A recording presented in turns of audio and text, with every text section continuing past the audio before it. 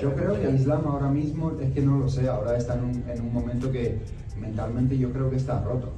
Porque no creo que te venga de forma positiva. UFC former featherweight champion Ilia Topuria has stirred the pot yet again, aiming his verbal jabs at former lightweight king Islam Makhachev. In a fiery and controversial interview, Topuria didn't hold back, branding Makhachev as a greedy fool and accusing him of chasing paydays instead of legacy. Taking it a step further, Ilia Topuria didn't hold back in his latest statement, claiming that Islam Makhachev left the lightweight division because he's mentally broken. According to Topuria, Islam didn't just move up, he ran out of fear. And if that's the case, Ilia warns the same mental weakness could follow him into the welterweight ranks. Yo creo que Islam ahora mismo, es que no lo sé, ahora está en un momento que mentalmente yo creo que está roto. Porque no creo que te venga de forma positiva el hecho de que sabes en tu interior que has abandonado una división por miedo. Doubling down, Ilia pointed out the absurdity of the situation, saying, "Imagine if he had vacated his title while Max Holloway was still waiting to be beaten." He made it clear that he stayed to clear out the division properly. With the whole world calling his name, why would he walk away? As for Islam's future at welterweight, Ilia admitted he doesn't know how things will go for him there, but at this point, he's done with the talk. According to Ilia, let Islam do whatever he wants with his career. Imagínate que yo hubiera abandonado peso pluma teniendo a un Max Holloway todavía que vencer en el peso, o a un contendiente que realmente se mereciera que estuviera barriendo a toda la división y que todo el mundo estuviera chillando su nombre. ¿Qué te diría eso? Bueno, pues no sé cómo le va a afectar a nivel mental eso en peso welter, pero no lo sé, la verdad. Ya con su vida lo que quiere. However, Islam Makhachev fired back at Ilia Topuria with a sharp rebuttal, highlighting what he sees as a clear difference between them. Makhachev pointed out that, unlike Topuria, he had thoroughly cleared out the top contenders in his division before choosing to move up in weight. He wrote, "The difference between me and you that I cleaned top list in my division, moved to next, but you ran away from two contenders who had consecutive 5 to 9 wins in FW division. You are nobody in LW division, just a big mouth from Spain with nice haircut. Go get 1 W and we can talk, boy." Meanwhile, Ilia Topuria fired back with venom, escalating the war of words between him and Islam Makhachev. He accused Makhachev of running away without a trace, implying that the Dagestani's decision to vacate his title was rooted in fear, not ambition. He added, "The difference between you and me is that I am a man and you are a coward. I speak and fight, you talk and hide, run away far, leaving no trace." And to top it off, Topuria closed his response in Russian, directly targeting Islam with a chilling final shot stating that you're a little boy. Adding to the analysis, Demetrius Mighty Mouse Johnson weighed in on Ilia's move to lightweight, calling it a physically smart decision, reflecting on Topuria's size during his Joe Rogan appearance. Johnson believes that the cut to 145 may have been too demanding, and that Ilia's natural frame fits better at 155. It's a smaller coming up. It'll be interesting because he is bigger from when I heard him on the Joe Rogan podcast. Like 191, I think he was walking around. That's massive. So for him to cut to 145, it just seems almost like, how did he do that? But now that he's going up to 155, I always like when athletes go up heavier to their natural weight, right? Like him cutting to 145, that's not natural. He was able to do it. It's almost like Conor when he was cutting to 145, he was looking at Skeletor, you know, knocking on a desk door. Then he went to 55. I was like, okay, the people look good when they fight people who are there in the same size. I'll never forget Frankie Edgar, when he started fighting guys at 135, he was like, I'm not taking as much damage. I can actually take more damage. When he started fighting 55ers, he goes, you guys are like 170, 175. So it almost kind of evens the play. So would he still have that power at 155? Right? That's the thing we're going to have to find out. I'm sure he will, but he'll have the power, but I'm sure the 155ers frame will be able to take it more than a 145er kid. Meanwhile, Michael Bisping raised an interesting question about Islam Makhachev's future, wondering what the narrative would be if Islam had completed his run at lightweight. He questioned whether Islam would consider dropping back down to 145 if Ilia Topuria finds success against Charles Oliveira, a matchup in which Topuria will likely enter as the favorite. If Ilia Topuria beats him, and then Islam loses to Jack and he comes back down, we're going to have a real shit show on our hands, because Ilia's going to say, no, You need to win a fight at 155 pounds, because remember, Islam said that about Ilia for the longest time. Khabib Nurmagomedov said it as well. Javier Mendez said it, and I totally get it. Listen, we already did that for Volkanovski twice. We don't want to fight a guy that's a 145. Then we have to beat him. Then we don't get the credit. Just like some people might have said when he beat Volkanovski, or when he beat Renato Moicano on short notice. The reality is Islam shouldn't pay any attention to any of this, because what he's done, what he's achieved in this sport, he's the greatest pound-for-pound fighter on the roster. He's defended the lightweight championship 4 times in a row. It wouldn't surprise me if Ilia pulls it off. And if he does become victorious, then you know he's going to look at becoming a 3-weight division champion.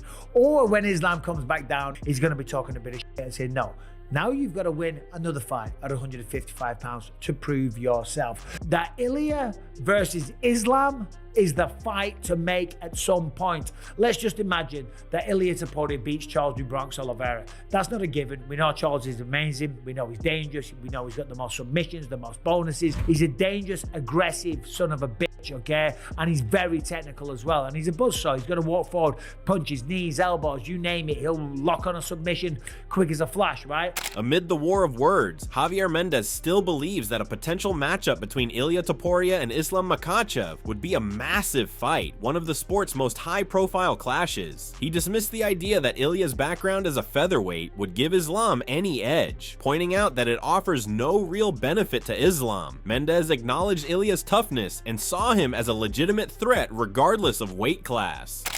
That one is, again, that's a super tough fight, you know, just because Ilia, you know, he's coming as a featherweight and fighting Islam, you know, for me, you know, it doesn't really benefit Islam to fight him, but if that's what the UFC is going to do, that's what they're going to do. But he's so tough, so tough. I mean, he's doing all the right things, what he's saying, how he's saying it. And the thing that's different about him is he has really good boxing. He has really good boxing. I've said it that I think he has the best boxing in the whole division, you know, and I know technical. I'm not saying striking, but boxing on a technical boxing level, he's pretty damn good. Building on that, Tim Welch weighed in on the potential clash between Ilia Topuria and Islam Makhachev, pointing out that Ilia's wide boxing stance could be a vulnerability against someone like Islam. However, he acknowledged that Ilia has consistently proved doubters wrong, and ultimately the truth would only be revealed if the two ever face off.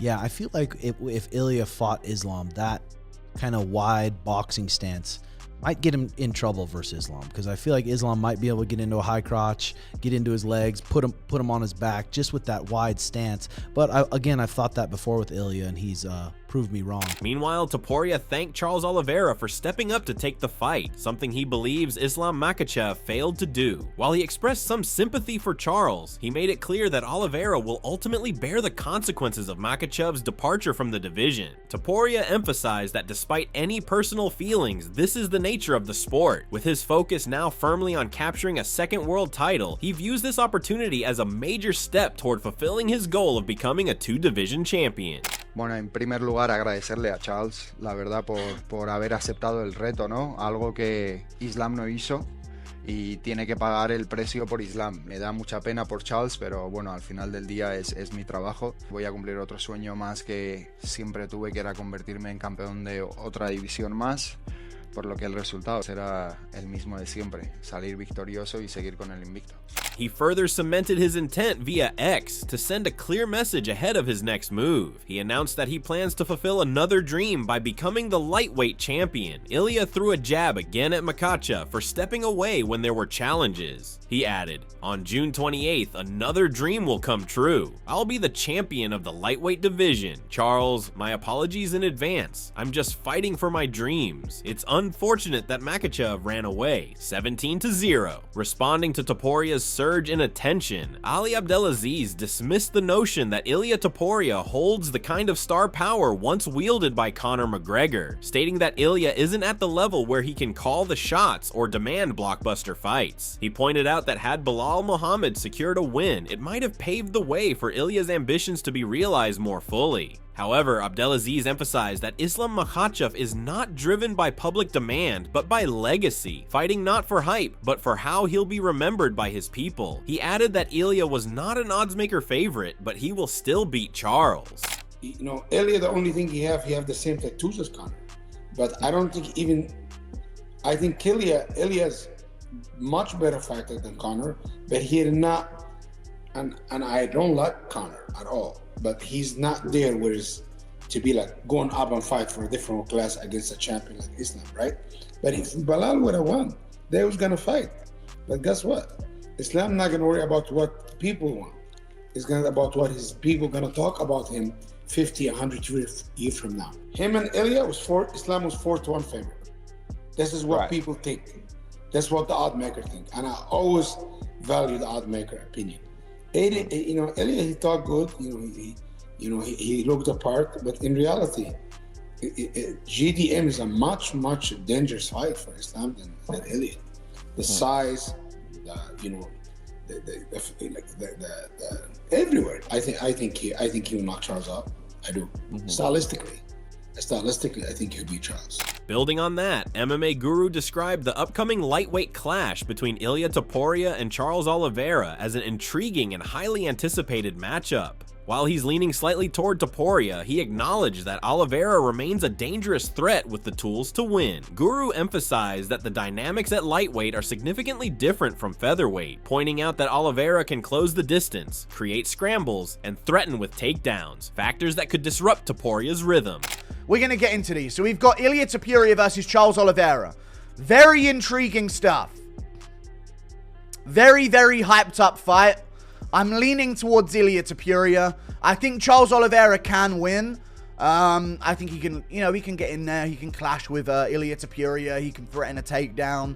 It's different at lightweight. The finishing potential at lightweight is very different than the featherweight division, When at featherweight, you see a guy like Ilia Topuria who just can knock you out. And all of a sudden, they stand out as this, insane finishing potential type of guy. I do feel like finishing potential stands out a lot more at featherweight than it does at lightweight. So Ilia's going to be facing a much more dangerous fighter in front of him. Not in terms of skill. You got Volkanovski at featherweight. These are very skilled guys. Max Holloway. But in terms of danger, and Ilia is a guy who throws himself into danger in these fights. So I do think that Ilia Topuria is going to win this fight. I got Ilia Topuria by finish because I don't think Oliveira is going to be able to play a counter-striking game on the back foot. I just don't see that happening. So I think if Ilia Topuria is going to lose or Oliveira is going to try and win, he's going to try and damage Topuria from the clinch, shoot offensively with a grappling, which he could get something done from. He could get a takedown and get the back. That's Oliveira. He could do that, but we haven't seen that. And I don't think Ilia's more lost on the ground than Michael Chandler is when it comes to giving up his back, or I think Ilia's got that, Moreover, Guru noted that when fighters become dangerous with Charles Oliveira, it often elevates Oliveira's performance. He thrives under pressure, and his skill level seems to amplify in moments of threat. However, Guru also highlighted a key vulnerability. Charles has been dropped numerous times throughout his career and has a tendency to get hurt in key exchanges, which could be a major factor against a power striker like Ilia Topuria. And Charles Oliveira is, if you get dangerous with him, he's it amplifies his level of skill. It does amplify his level of skill. However, this needs to be said. And Ilia Topuria said this not that long ago as well about this matchup. Oliveira has lost a lot, and he's been dropped a lot. And he always has a moment where he gets hurt quite often. And Ilia Topuria seems to hurt people quite often and drop them quite often and make them lose a lot.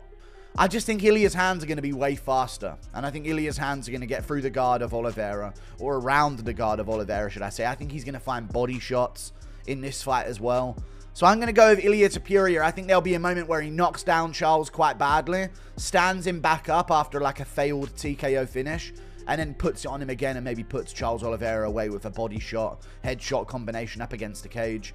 I've got Ilia Topuria winning, but another part that's interesting about this fight is Islam Makhachev's vacated the lightweight world championship. Continuing the conversation, MMA Guru said he'd love to see Topuria and Makhachev eventually square off, calling it a dream fight. While Ilia versus Oliveira serves as a strong placeholder, especially as a potential title eliminator, Guru reminded fans that stories, rivalries, and anticipation often matter more than titles.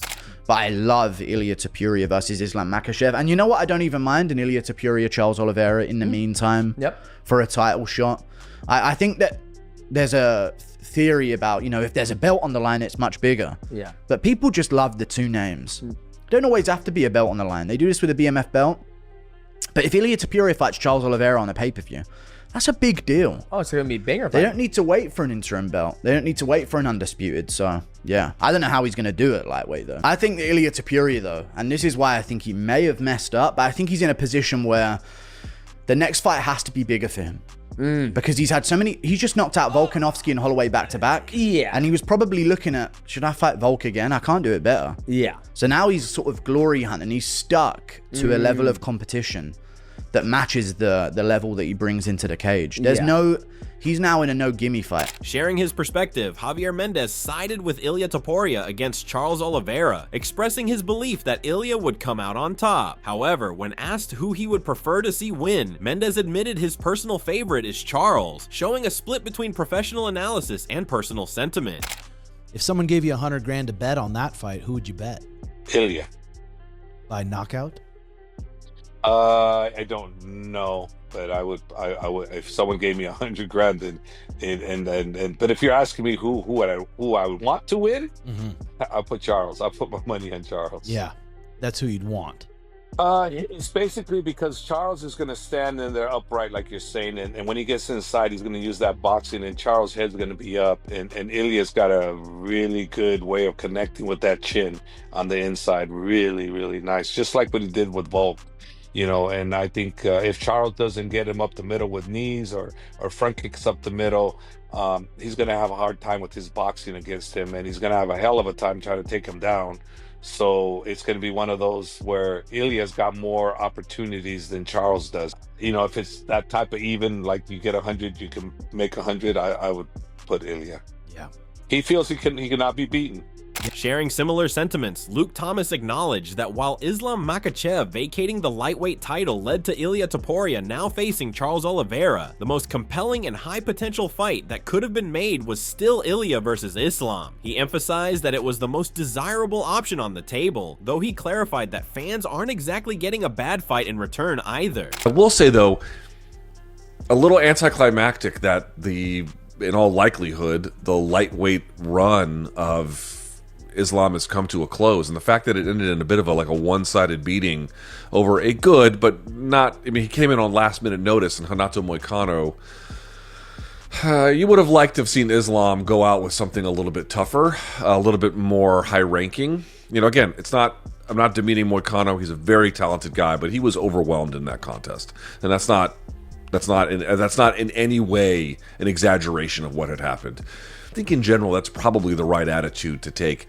It's just that it comes with an unfortunate cost, which is, you know, you just don't know when their last one is going to be their last one. In this particular case, it was the Moicano one, and there's no transference, but it just makes you feel a little bit empty. So I'm excited about what's ahead for Islam. I'm just a little bit sad that lightweight for him ended, I guess, in the way that it's ending, but this is the fight game, and as we mentioned it, there's reasons for it. Now, as it pertains to that Topuria versus Oliveira fight, I love this fight. I love this fight. Topuria going up at 55, I think I would have loved to see him stick around at 45. The weight cut was a problem. We all know the story. Here he is at 55. We already know his power carries. He seems driven. We just saw a guy in his 20s win the welterweight title. It'd be really nice to see somebody in their 20s. As the lightweight division braces for another seismic shift, the war of words between Ilia Topuria and Islam Makhachev has ignited more than just personal rivalry. It's stirred the entire MMA landscape, with Topuria now set to clash with Charles Oliveira in what could be a star-making performance or a humbling wake-up call. The stakes have never been higher. If you've been enjoying this breakdown and want more fight talk, bold opinions, and no-nonsense MMA coverage, stick around. There's plenty more coming. Drop your thoughts below on what you think about the current landscape of UFC.